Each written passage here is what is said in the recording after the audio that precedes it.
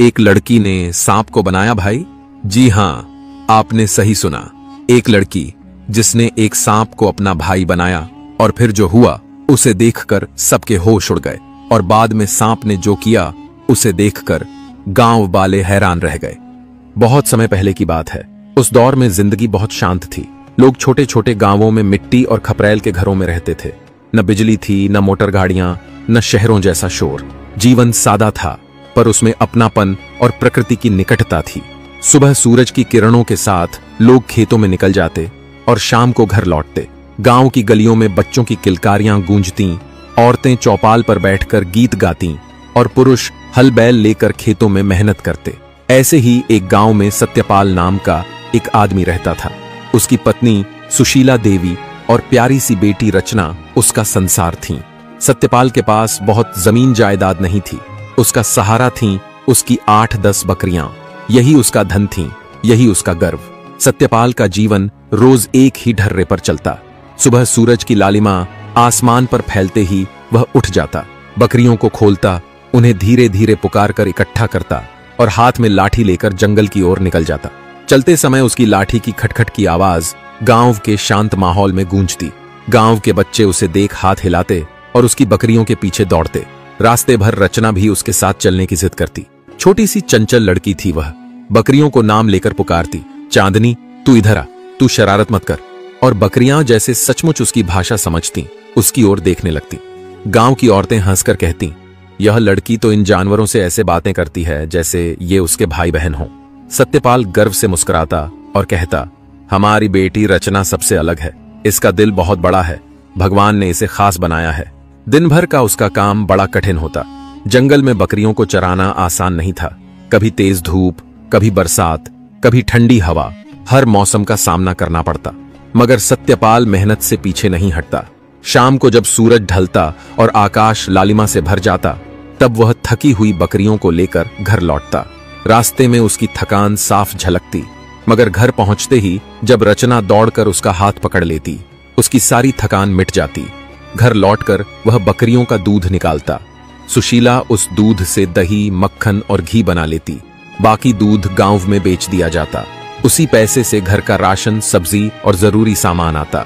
इस तरह उनकी गृहस्थी चलती। जीवन सादा था, लेकिन उसमें संतोष और खुशियां थीं। रचना उनकी सबसे बड़ी दौलत थी। उसकी हंसी, उसकी मासूमियत और उसके भोलेपन से घर रौनकदार बना रहता। दिन बीतते गए। धीरे धीरे रचना बड़ी होती गई। अब वह किशोरी हो गई थी। चेहरे पर मासूमियत के साथ साथ अब एक नई चमक आ गई थी। लेकिन समय का असर सत्यपाल पर साफ दिख रहा था। उसका शरीर अब पहले जैसा मजबूत नहीं रहा। उम्र और मेहनत की मार से उसके हाथ पांव कांपने लगे थे। एक दिन जब वह बकरियां चराकर लौटा तो उसके माथे पर पसीना था, सांसें तेज चल रही थीं। यह देख रचना घबरा गई। उसने कहा, पिताजी, अब आप बकरियों को चराने मत जाया कीजिए, मैं ले जाऊंगी, आप आराम कीजिए। सत्यपाल ने उसे देखा और उदासी से बोला, बेटी, तू कैसे जाएगी? लोग क्या कहेंगे? कहेंगे कि सत्यपाल की बेटी बकरियां चराती है। अगर मेरा बेटा होता तो सब कुछ आसान होता। रचना की आंखों में आंसू आ गए। उसने धीरे से कहा, पिताजी, आप क्यों हमेशा यह कहते हैं? मैं भी तो आपके बेटे जैसी ही हूं। अगर बेटा होता तो यही काम करता ना। तो अब मैं करूंगी, आप चिंता मत कीजिए। सत्यपाल ने बेटी को गले से लगाया। उसके दिल में गर्व भी था और समाज की सोच के कारण पीड़ा भी। कुछ ही समय बाद किस्मत ने करारा झटका दिया। सत्यपाल बीमार पड़ा। दिन ब दिन उसकी हालत बिगड़ती चली गई। आखिरकार एक सुबह वह हमेशा के लिए चला गया। गांव भर में शोक छा गया। सुशीला और रचना का संसार जैसे अंधकार में डूब गया। सत्यपाल के बाद घर की जिम्मेदारी रचना पर आ गई। वह बकरियों को लेकर खुद जंगल जाने लगी। घर का सारा काम भी उसने संभाल लिया। सुशीला ने बेटी के साहस पर गर्व किया, मगर दिल में डर भी था कि इतनी नन्ही उम्र में बच्ची को इतना बोझ उठाना पड़ रहा है। लेकिन भाग्य का प्रहार यहीं नहीं रुका। कुछ ही समय बाद सुशीला देवी भी बीमार पड़ी। रचना ने अपनी मां की सेवा में कोई कसर नहीं छोड़ी। दिन रात उनके पास बैठी रहती, दवा पानी करती। लेकिन बीमारी ने आखिरकार सुशीला को भी छीन लिया। अब रचना बिल्कुल अकेली रह गई। उसका कोई सहारा नहीं बचा। रातों को वह आंगन में बैठी आकाश की ओर देखती और रो पड़ती। तारे उसे माँ बाप की याद दिलाते। उसकी आंखों से आंसू बहते और वह कहती, माँ, पिताजी, आप मुझे यूं अकेला क्यों छोड़कर चले गए? अब मेरा कोई नहीं है। गांव वाले उसका हाल पूछते, पर उसकी तन्हाई कोई दूर नहीं कर पाता। इसी बीच एक दिन सुबह वह बकरियां लेकर जंगल गई। हवा में हल्की ठंडक थी, सूरज की सुनहरी किरणें पेड़ों से छन रही थीं। तभी उसने देखा एक घायल सांप उसकी ओर रेंगता आ रहा है। रचना डर गई, लेकिन ध्यान से देखने लगी।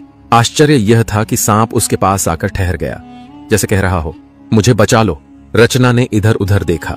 दूर एक सपेरा अपनी बीन बजाता हुआ आ रहा था। सांप उसी से डरकर इधर भागा था। रचना समझ गई। उसने जल्दी से सूखी घास इकट्ठी की और सांप को उसमें छिपा दिया। ऊपर से और घास डाल दी। सपेरा पास आकर बोला, लड़की, तूने मेरा सांप देखा है क्या? रचना ने मासूमियत से कहा, नहीं, मैंने तो कोई सांप नहीं देखा। शायद वह उधर जंगल की ओर चला गया हो। सपेरा जंगल की ओर बढ़ गया। रचना ने राहत की सांस ली। उसने धीरे धीरे घास हटाई। घायल सांप वहीं पड़ा था, भूखा और थका हुआ। रचना तुरंत घर भागी, बकरी का दूध निकाला और कटोरे में भरकर लाई। उसने वह दूध सांप के सामने रख दिया। सांप ने शांति से वह दूध पी लिया। उसके शरीर में जैसे नई ऊर्जा आ गई। रचना ने उसे सुरक्षित जगह पर रखा और शाम को घर लौट आई, मगर रात भर उसका मन उसी सांप के लिए व्याकुल रहा। अगले दिन सुबह वह फिर वहां गई। सांप अब भी वहीं था। उसकी आंखों में दर्द झलक रहा था। रचना ने उसे उठाया और घर ले आई। उसने उसकी मरहम पट्टी की, घाव साफ किया और रोज दूध देती। धीरे धीरे सांप स्वस्थ होने लगा। एक रात की बात है, आंगन में चांदनी बिखरी थी। रचना वहां बैठी थी।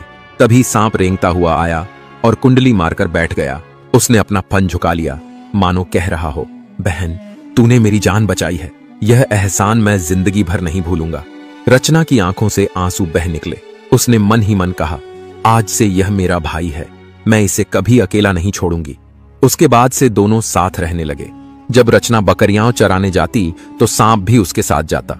वह बकरियों को इधर उधर जाने से रोकता और उनकी रक्षा करता। गांव वाले हैरान रह जाते। धीरे धीरे गांव वालों ने सोचा कि अब रचना की शादी कर देनी चाहिए। सबने मिलकर उसका विवाह रामकिशोर नाम के युवक से तय किया। शादी का दिन आया। पूरा गांव उमड़ पड़ा। ढोल नगाड़ों की आवाज, गीतों की गूंज, सजे हुए मंडप, चारों ओर खुशी का माहौल था। रचना दुल्हन बनी बैठी थी। उसके पास वही सांप भी था। उसका फन ऊपर नीचे हो रहा था, जैसे वह अपनी बहन को आशीर्वाद दे रहा हो। शादी संपन्न हुई। रचना की विदाई हुई।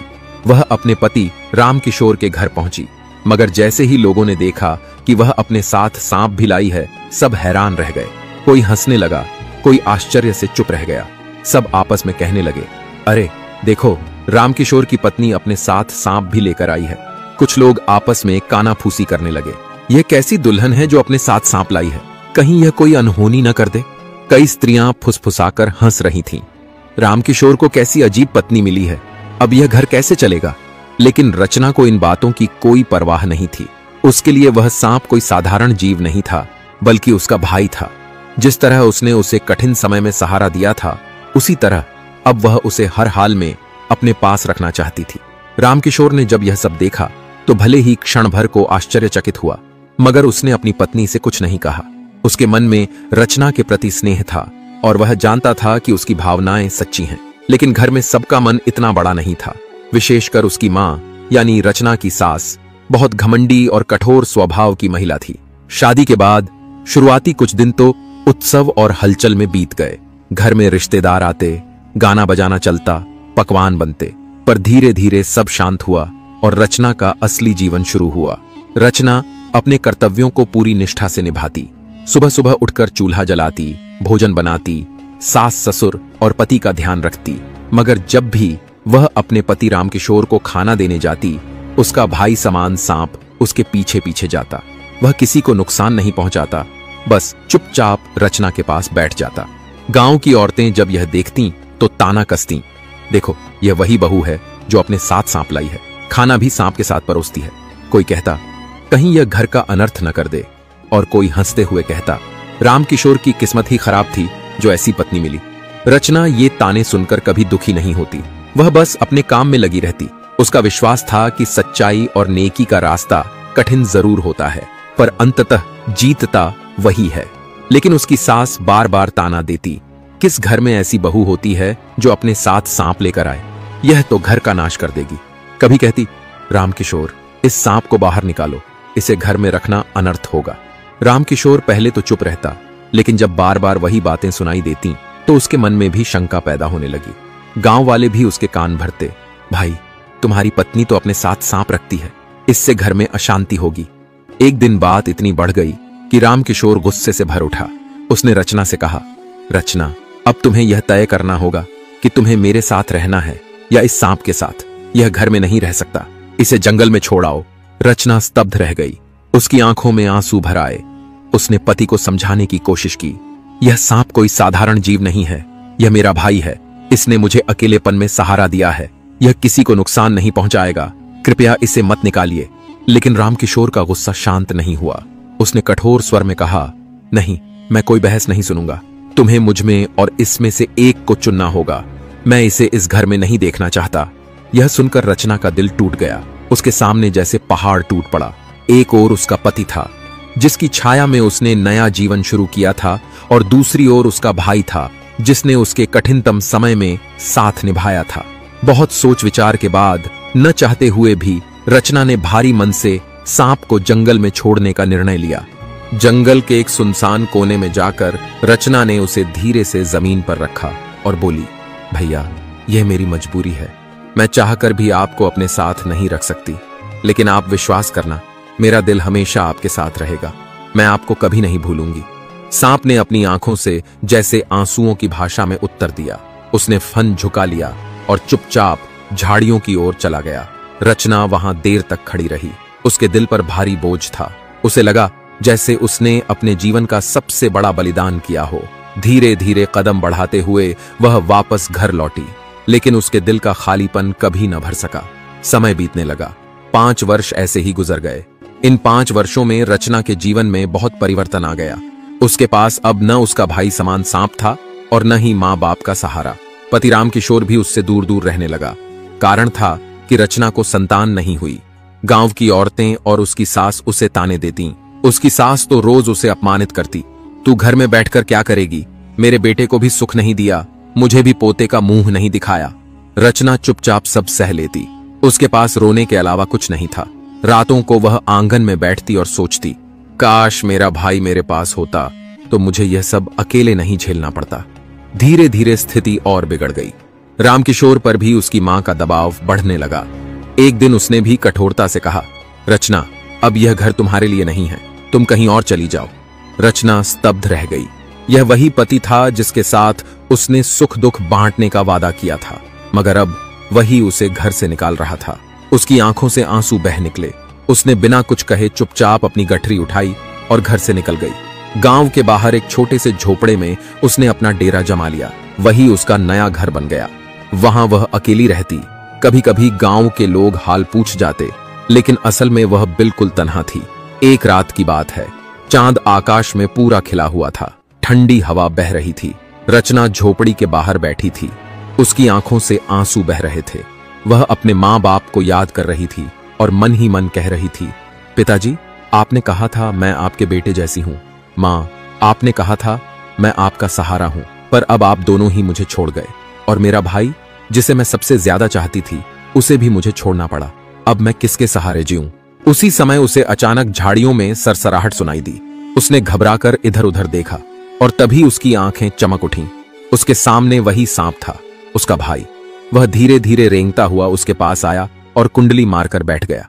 उसकी आंखों में वही ममता और वही अपनापन था, जैसे कह रहा हो, बहन, मैं यहीं था तेरे पास, मैं तुझे छोड़कर कहीं नहीं गया। रचना की आंखों से आंसू झरझर बहने लगे।